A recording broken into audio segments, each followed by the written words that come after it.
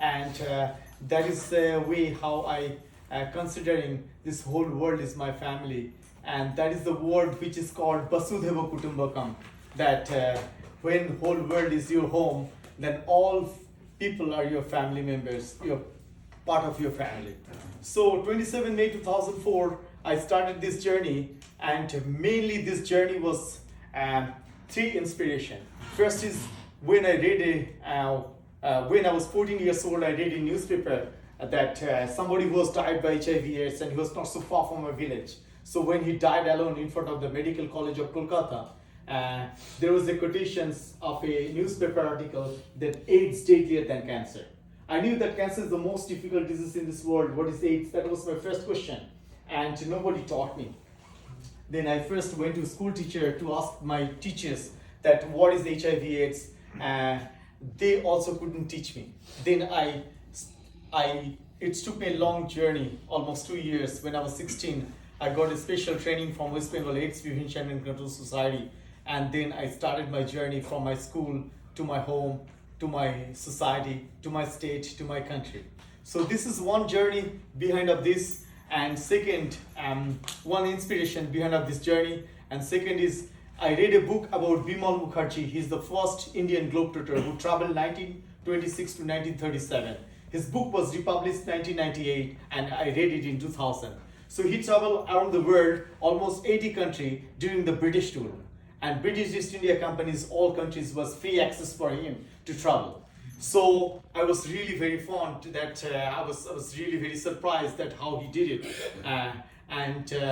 I was so happy to read that book, and it's really inspired me.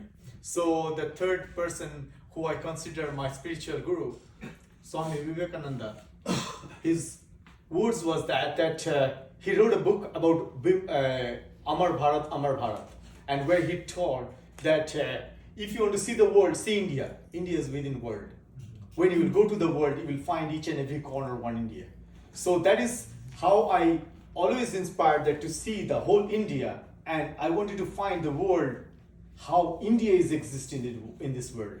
And that three inspirations behind of this journey always inspire me every single kilometer to travel. So from India, first I traveled whole India, 28 states and 5 union territory. It took me 2.5 years, 2004 to 2006 and a half. Then 2006 to 2009, I traveled Asia, 24 countries. Then 2009 to 12, Europe, 48 countries. Then 2012 to 15, Africa, 52 countries, and 10 countries, Middle East. Then I continued to travel all the way South America, 13 countries, 2016 and 17, with South Pole, Antarctica. Then 2018, all Caribbean island and Central America. Then 2019 and 20, all North America, with USA and Canada, and all the way to Alaska. And that travel took me all the way to Russia, Siberia, Mongolia, China, Japan, Korea, to New Zealand. And New Zealand I have to come back to all the way to Europe for 8 more countries: Gibraltar, Monaco, Liechtenstein, Kosovo, Malta, Cyprus, and last Cyprus I came visit this beautiful country, Saudi Arabia. And during this trip, I always wondering that how Saudi Arabia is a beautiful country, and people are so friendly and so hospitable. So I will continue my journey to all the way to Australia and Southeast Asia. That's 21 countries left in this journey, and I will finish 27th of May 2023. So this is total 19 years journey, 191 countries, 200,000 kilometers, almost 20 million people I will meet in this world. So this journey, I believe this is not only my journey, it is all over the world journey which I chose. And that's why day by day I meet many friends, family members around the world. And that is the way how I every day getting inspired by myself, and always traveling 1,000 kilometers a month or a couple of months. So this is the way how I traveling, and I will continue this journey next my initiative to travel Southeast Asia and Southeast Asia and Australia. So during this journey, many ups and downs, many problems, many difficulties which I faced, and I don't think that this is the difficulties. This is always a way to find myself, that the happiness within difficulties. So that's 18 times I was skin-headed people. I faced skin-headed people who white people thought I'm a black people thought I'm a white. So if I'm brown, I couldn't complain that I exist also in this world. So I was 28 times was robbed during this travel, and most of the times I was in gunpoint. That who came to rob me, he took everything except my passport. So I always try to compromise with my passport, and I told, please give me my passport. That is the best way how I can save myself and I can travel. So I got captured by Taliban 24 days in Afghanistan. I had many strange experience which I felt that it is all related with my mission, and all made me that this journey can be possible. As you know that HIV is a special type of virus, which is human immune deficiency virus, which destroys our body's immune system at last it's over. And that is the mainly three reasons which HIV is spreading. That first is sexual intercourse with an infected person, second is blood and blood product, and third is mother to child.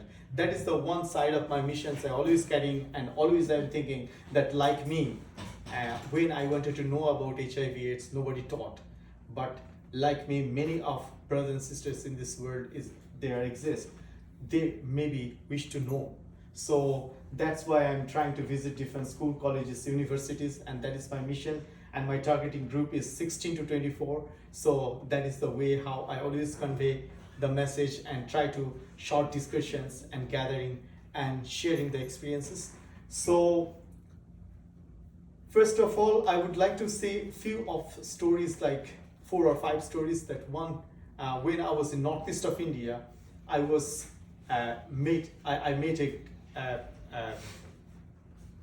when I was northeast of India, I was passing through a jungle, and where I need to travel 3 days through the forest, and people told me that I cannot stay in the ground. I should climb in the tree at night. So second night, when I was climbed in a tree almost 50 meters up, and I was looking from top, that 4 leopards were playing with my cycle, and it was full moon night. So I really enjoyed that moment, but I was also scared that if they will somehow understood that I am in the top of the tree, then they will come and eat me. So till morning I was awake and I was waiting.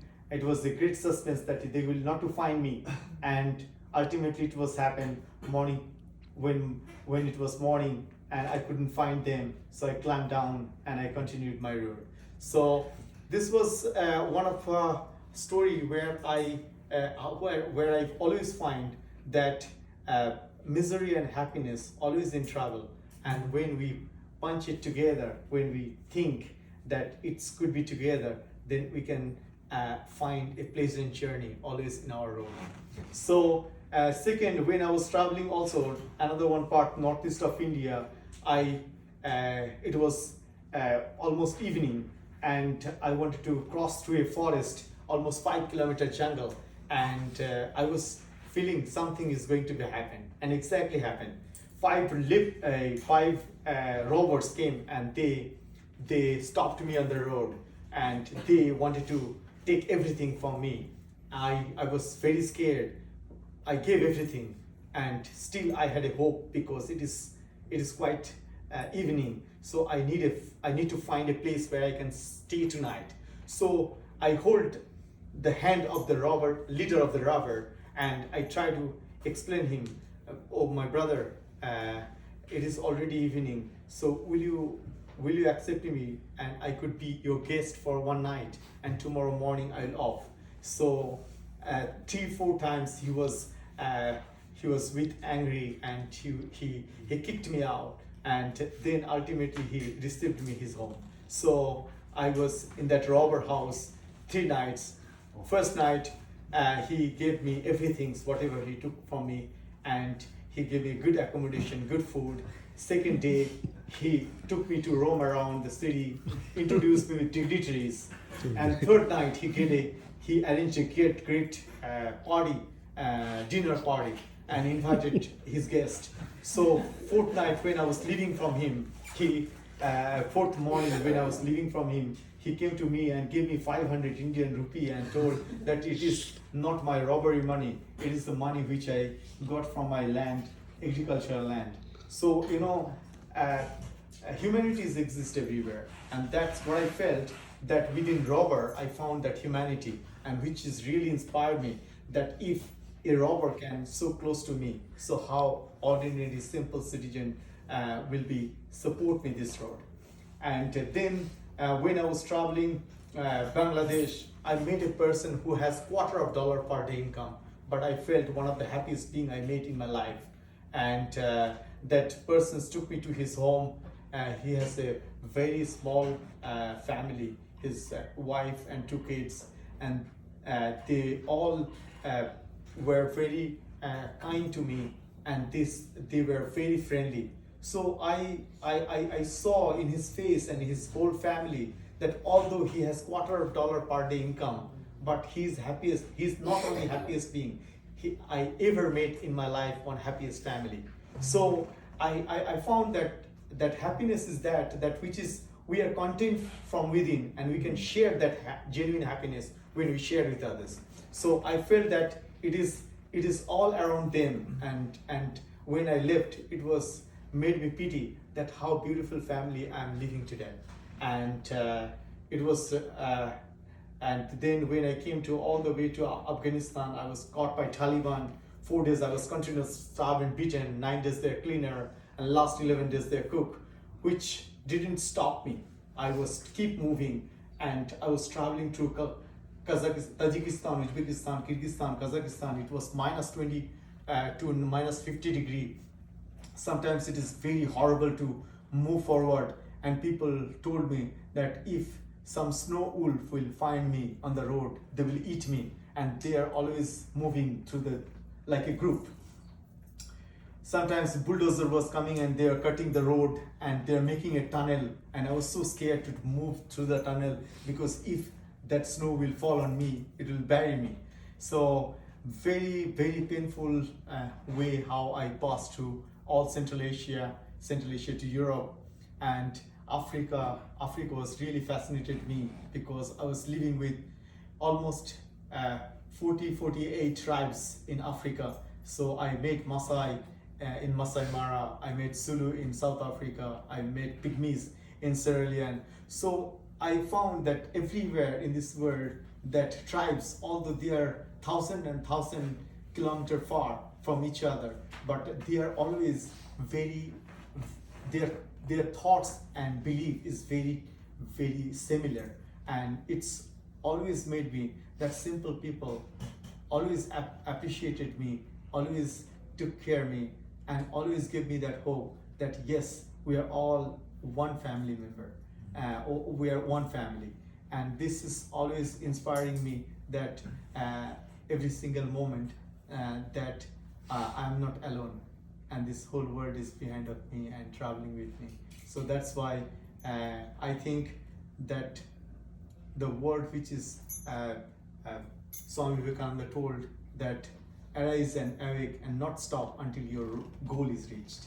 And I believe this is not only my goal, it is every human being's goal, every human being's wish, every human being's thoughts, which is always showing them that what they wanted to do and what they wanted to find their way to end up.